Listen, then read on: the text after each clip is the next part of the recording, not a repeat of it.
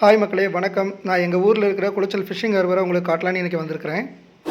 உங்களுக்கு பிடிச்ச மாதிரி நிறைய இன்ட்ரெஸ்டிங்கான விஷயம் இதில் இருக்குது. ஸோ மறக்காமல் வீடியோட கடைசி வரைக்கும் பாருங்கள்.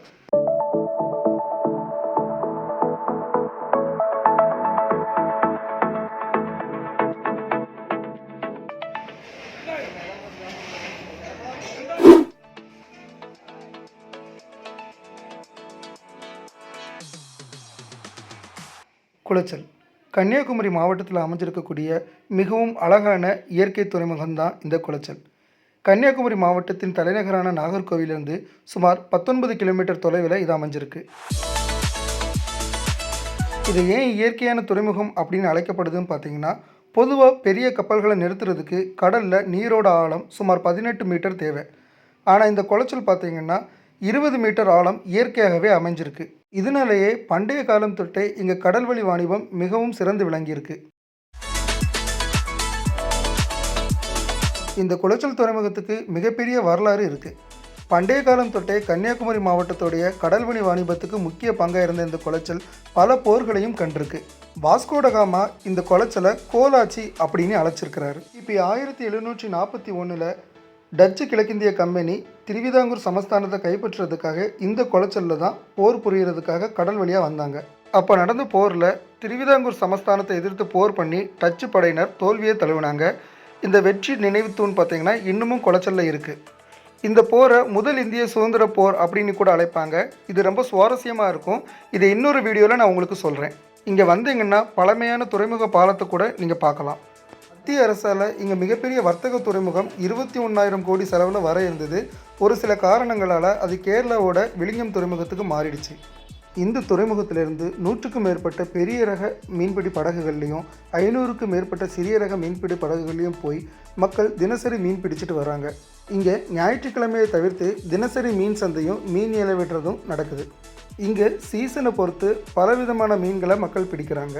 அதிக அளவில் தரமான கனவா மீன்களையும் நண்டு, சிப்பி, கரமடி மீன்கள், சாலை, நெத்திலி, சூர மீன், வெள மீன், கோவாஞ்சி மீன், லாத்து மீன், நவர மீன், ஆர மீன், கட்டா மீன், முள்ளுரிஞ்சா மீன், கோழியா முரல், பனங்களாத்தி, ஐல மீன், இறால், மேலும் நிறைய மீன்களை இங்கே பிடிச்சிட்டு வராங்க.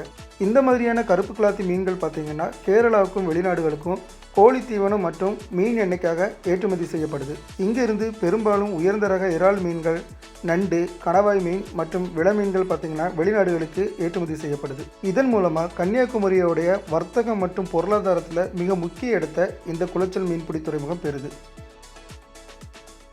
இங்கே இன்னொரு சிறப்பு என்னென்னா, இங்கே பெரும்பாலும் இந்து, கிறிஸ்தவ, முஸ்லீம் மக்கள் பார்த்திங்கன்னா ஒன்றாவே மீன்பிடி தொழிலை மேற்கொள்கிறாங்க. ஏன் ஒரே படகுல போய் கூட மீன் பிடிப்பாங்க. இவங்களுக்குள்ள எந்த ஒரு வேற்றுமையோ பேதமோ கிடையாது. இந்த துறைமுகத்துக்கு நீங்கள் மீன் வாங்க வந்தீங்கன்னா குறைஞ்சது 50 ரூபாயிலிருந்து லட்சக்கணக்கான ரூபாய் வரைக்கும் நீங்கள் மீன் ஏலம் பிடிக்கலாம். சில உள்ளூர் வியாபாரிகள் இங்கேயே மீன் ஏலம் பிடிச்சு அங்கேயே அதை கூறு போட்டு விற்கவும் செய்வாங்க. அது மட்டும் இல்லாமல் கன்னியாகுமரியோட மற்ற பிற பகுதிகளுக்கு இங்கேருந்து மீன் வியாபாரம் செய்கிறதுக்காக மீன் எடுத்துகிட்டு போகிறாங்க. குளச்சல் மட்டும் இல்லாமல் கன்னியாகுமரியில் நிறைய மீன்பிடி துறைமுகங்கள் இருக்குது. இருந்தாலும் இந்த குளச்சல் ரொம்பவே ஸ்பெஷல் தான். சிறிய ரக படகுகள் பார்த்திங்கன்னா மாலையில் மீன் பிடிக்க போயிட்டு விடியற்காலையில் மீன் பிடிச்சிட்டு வந்துடுவாங்க. பெரிய ரக படகுல மீன் பிடிக்க போகிறவங்க பார்த்திங்கன்னா ஒரு நாள் அல்லது 1.5 நாள் வரை தங்கி அங்கே அதிக அளவில் மீன் பிடிச்சிட்டு மீண்டும் கரைக்கு வருவாங்க. இந்த துறைமுகத்துக்காகவே பார்த்திங்கன்னா சுற்றிலும் நிறைய ஐஸ் ஃபேக்ட்ரி இருக்குது. துறைமுகம் மட்டும் இல்லாமல் இங்கே இருக்கக்கூடிய கடற்கரையும் ரொம்பவே சிறப்பு வாய்ந்தது. மாலை நேரங்களில் பொதுமக்கள் பார்த்திங்கன்னா தங்களுடைய பொழுதை போக்குறதுக்காக இந்த கடற்கரைக்கு வர்றாங்க. காலை நேரங்களில் பார்த்திங்கன்னா இங்கே இருக்கக்கூடிய துறைமுக நடைபாதையில் நடைபயிற்சி மேற்கொள்கிறதுக்காக நிறைய பேர் வராங்க. படகுல மட்டும் இல்லாமல் துறைமுகத்தோட சில இடங்களில் பார்த்திங்கன்னா தூண்டில் போட்டும் வீச்சு வலை போட்டும் சில பேர் மீன் பிடிச்சி கிடைக்கக்கூடிய 2-3 மீன்களையும் கொண்டு வந்து இங்கே ஏலம் விடுவாங்க. அதையும் குறைந்த விலை கொடுத்து நம்ம வாங்கிக்கலாம். கிடைக்கக்கூடிய கரமடி மீன்களில் கரமடி நெத்திலி பார்த்திங்கன்னா ரொம்பவே சுவையானதாகவும் ஆரோக்கியமானதாகவும் இருக்கும். கரமடி அப்படிங்கிறது கடற்கரையோட ஓரங்களில் பிடிக்கக்கூடிய மீன்கள் தான் கரமடி மீன்கள் சொல்லுவாங்க. அதில் சாலை, நெத்திலி இந்த மாதிரி மீன்கள் கிடைக்கும். சில நேரங்களில் கலவையான மீன்களும் கிடைக்கும். நம்ம ஏலம் வாங்கிக்கலாம். இங்கே ஏலம் விடுறதை பார்த்திங்கன்னா நேரம் போகிறதே தெரியாது. அந்த அளவுக்கு இன்ட்ரெஸ்டிங்காக இருக்கும். ஒரு சில பேர் அதை பார்க்குறதுக்காகவே இங்கே வருவாங்க. இங்கே பார்த்தீங்கன்னா வருஷத்தில் எல்லா நாளும் மீன் பிடிக்க மாட்டாங்க. மீன் முட்டையிட்டு குஞ்சு பொரிக்கக்கூடிய அந்த நேரங்களில் மீன்பிடி தடைக்காலம் நீடிக்கும். அந்த நேரங்களில் பார்த்தீங்கன்னா பெரிய ரக படகுகளில் போக மாட்டாங்க. சிறிய ரக படகுகளில் போயிட்டு இந்த கரமடி மீன் சொல்லக்கூடிய கரையோரங்களில் மீன் பிடிச்சிட்டு வருவாங்க. அந்த நேரம் பார்த்தீங்கன்னா மீனோட விலை கொஞ்சம் அதிகமாக இருக்கும். அதே சமயம் அங்கே மீன் பிடிக்கிறவங்களுக்கு அந்த நேரத்தில் மீன்களும் ரொம்ப கம்மியாகவே கிடைக்கும். இதனால கூட அவங்களுடைய வாழ்வாதாரம் பாதிக்கப்படும். ஸோ அந்த நேரங்களில் ஒரு சில பேர் பார்த்தீங்கன்னா போட்டிங்கை தவிர்த்து மற்ற வேலைகளுக்கு போவாங்க. இந்த துறைமுகத்தை சுற்றி நீங்கள் பார்த்தீங்கன்னா அருமையான பல தேவாலயங்களை பார்க்கலாம். அது மட்டும் இல்லாமல் குளச்சலுக்கு அருகிலேயே மண்டைக்காடு பகவதி அம்மன் கோவிலும் இருக்குது. 2004 சுனாமியில் இந்த குளச்சல் துறைமுகம் பெரிய அளவில் பாதிக்கப்பட்டுச்சு. நிறைய பேர் இறந்து போனாங்க. அவங்களுடைய கல்லறை தோட்டம் கூட இங்கே பக்கத்தில் தான் இருக்குது. அதற்கு பிறகு மீண்டும் அரசாங்கத்தால் இந்த மீன்பிடி துறைமுகம் சீரமைக்கப்பட்டு இப்போ நல்ல முறையில் செயல்பட்டு வருது. குளச்சல் துறைமுகம் இதுக்கு மட்டும் இல்லாமல் ஒரிசா பாலு அவர்களுடைய ஆராய்ச்சியில் பார்த்தீங்கன்னா அவங்க என்ன சொல்லியிருக்காங்கன்னா, குமரிக்கண்டத்துடைய பல எச்சங்கள் இந்த குளச்சல் கடலுக்குள்ளே இருக்கிறதா அவர் கண்டுபிடிச்சதாகவும் சொல்லியிருக்கிறாரு. இதை பற்றின ஒரு தெளிவான வீடியோவை நம்ம வரப்போகிற வீடியோக்களில் பார்க்கலாம்.